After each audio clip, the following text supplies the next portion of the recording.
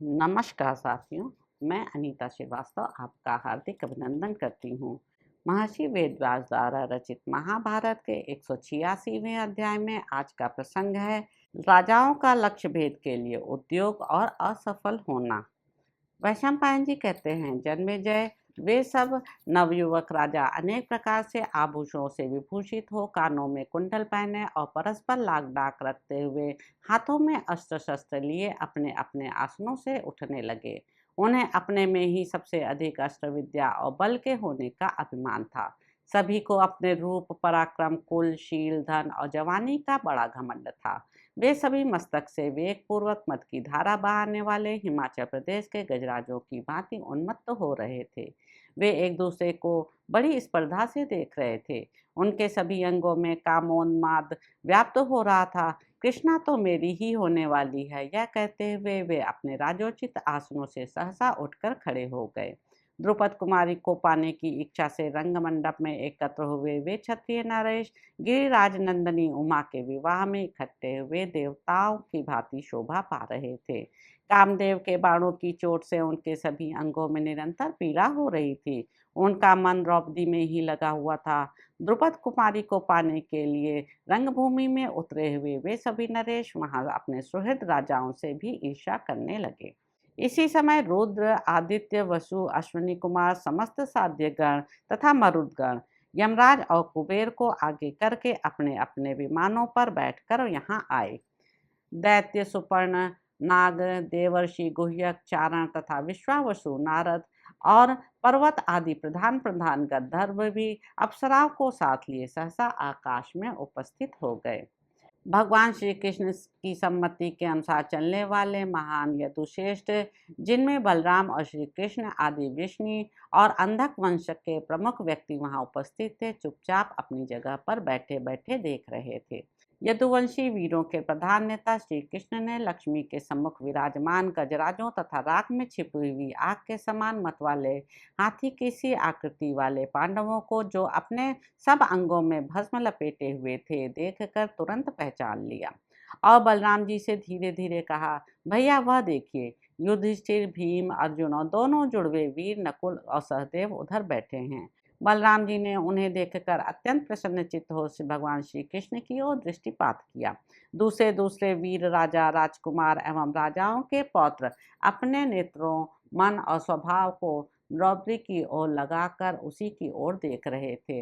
अतः पांडवों की ओर उनकी दृष्टि नहीं गई। वे जोश में आकर दांतों से ओंठ चबा रहे थे और रोष से उनकी आंखें लाल हो रही थीं। इसी प्रकार वे महाबाहु कुंती पुत्र तथा दोनों महानुभाव वीर नकुल सहदेव सबके सब द्रौपदी को देखकर तुरंत कामदेव के बाणों से अत्यंत घायल हो गए। राजन, उस समय वहां आकाश देवर्षियों तथा गंधर्वों से खचाखच भरा था। सुपर्ण, नाग, असुर और सिद्धों का समुदाय वहां जुट गया था। सब और दिव्य सुगंध व्याप्त हो रही थी और दिव्य पुष्पों की वर्षा की जा रही थी। बृहत शब्द करने वाली दुंदुभियों के नाद से सारा अंतरिक्ष गूंज उठा था। चारों ओर का आकाश विमानों से ठसाठस भरा था और वहां बांसुरी, वीणा तथा ढोल की मधुर ध्वनि हो रही थी। तदंतर वे नृपतिगण द्रौपदी के लिए क्रमशः अपना पराक्रम प्रकट करने लगे। कर्ण, दुर्योधन, शाल्व, शल्य, अश्वत्थामा, क्रात, सुनीत, वक्र, कलिंगराज, वंग नरेश, पांड्य नरेश, पौंड्र देश के अधिपति, विदेह के राजा, यवन देश के अधिपति तथा अन्य अन्य अनेक राष्ट्रों के स्वामी, बहुतेरे राजा, राजपुत्र तथा राजपौत्र, जिनके नेत्र प्रफुल्ल कमल पत्र के समान शोभा पा रहे थे, जिनके विभिन्न अंगों में किरीट, हार, अंगद तथा कड़े आदि आभूषण शोभा दे रहे थे तथा जिनकी भुजाएं बड़ी बड़ी थीं, वे सबके सब पराक्रमी और धैर्य से युक्त हो अपने बल और शक्ति पर गरजते हुए क्रमशः उस धनुष पर अपना बल दिखाने लगे। परंतु वे उस सुदृढ़ धनुष पर हाथ से कौन कहे, मन से भी प्रत्यंचा न चढ़ा सके।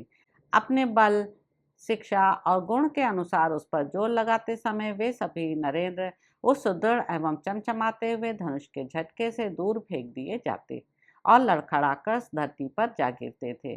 फिर तो उनका उत्साह समाप्त हो जाता, किरीट और हार खिसक कर गिर जाते और वे लंबी सांसें खींचते हुए शांत होकर बैठ जाते थे।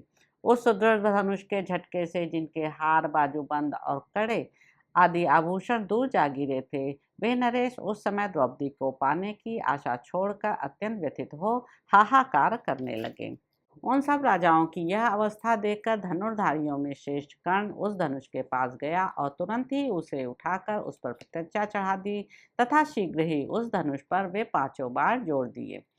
अग्नि, चंद्रमा और सूर्य से अधिक तेजस्वी सूर्यपुत्र कर्ण द्रौपदी के प्रति आसक्त होने के कारण जब लक्ष्य भेदन की प्रतिज्ञा करके उठा, तब उसे देखकर महान धनुर्धर पांडवों ने यह विश्वास कर लिया कि अब यह इस उत्तम लक्ष्य को भेद कर पृथ्वी पर गिरा देगा। कर्ण को देखकर द्रौपदी ने उच्च स्वर से यह बात कही, मैं सूत जाति के पुरुष का वरण नहीं करूंगी। यह सुनकर कर्ण ने अमर्ष युक्त हंसी के साथ भगवान सूर्य की ओर देखा और उस प्रकाशमान धनुष को डाल दिया। इस प्रकार जब वे सभी क्षत्रिय सब ओर से हट गए, तब यमराज के समान बलवान धीर वीर चेदिराज दमघोष पुत्र महाबुद्धिमान शिशुपाल धनुष उठाने के लिए चला, परंतु उस पर हाथ लगाते ही घुटनों के बल पृथ्वी पर गिर पड़ा। तदंतर महापराक्रमी एवं महाबली राजा जरासंध धनुष के निकट आकर पर्वत की भांति अविचल भाव से खड़ा हो गया, परंतु उठाते समय धनुष का झटका खाकर वह भी घुटने के बल गिर पड़ा। तब वहां से उठकर राजा जरासंध अपने राज्य को चला गया। तत्पश्चात महावीर एवं महाबली मद्रराज शल्य आए, पर उन्होंने भी उस धनुष को चढ़ाते समय धरती पर घुटने टेक दिए। तदंतर शत्रुओं को संताप देने वाला धृतराष्ट्र पुत्र महाबली राजा दुर्योधन सहसा अपने भाइयों के बीच से उठकर खड़ा हो गया। उसके अस्त्र शस्त्र बड़े मजबूत थे। वह स्वाभिमानी होने के साथ ही समस्त राजोचित लक्षणों से संपन्न था। द्रौपदी को देखकर उसका हृदय हर्ष से खिल उठा और वह शीघ्रता पूर्वक धनुष के पास आया। उस धनुष को हाथ में लेकर वह चापधारी इंद्र के समान शोभा पाने लगा। राजा दुर्योधन उस मजबूत धनुष पर जब प्रत्यंचा चढ़ाने लगा, उस समय उसके उंगलियों के बीच में झटके से ऐसी चोट लगी कि वह चित्त लौट गया। धनुष की चोट खाकर राजा दुर्योधन अत्यंत लज्जित होता हुआ सा अपने स्थान पर लौट गया। जब इस प्रकार बड़े बड़े प्रभावशाली राजा लक्ष्य भेद न कर सके, तब सारा समाज संभ्रम में पड़ गया और लक्ष्य भेद की बातचीत तक बंद हो गई।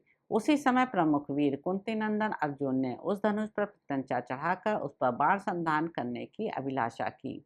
यह देख देवता और दानवों के आदरणीय विष्णु वंश के प्रमुख वीर उदार बुद्धि भगवान श्री कृष्ण बलराम जी के साथ उनका हाथ दबाते हुए बड़े प्रसन्न हुए। उन्हें यह विश्वास हो गया कि द्रौपदी अब पांडुनंदन अर्जुन के हाथ में आ गई। पांडवों ने अपना रूप छिपा रखा था, अतः दूसरे कोई राजा या प्रमुख वीर उन्हें पहचान न सके। तो इस प्रकार साथियों, आदि पर्व के अंतर्गत स्वयंवर पर्व में संपूर्ण राजाओं के विमुख होने से संबंध रखने वाला 186वां अध्याय पूरा हुआ। इसके अगले अंक में आप जानेंगे कि अर्जुन का लक्ष्य भेद करके द्रौपदी को प्राप्त करना। तो अब आपसे अगले अंक में मुलाकात होगी। मेरे YouTube चैनल संवाद विद अनीता को लाइक करें, शेयर करें, सब्सक्राइब करें। धन्यवाद साथियों।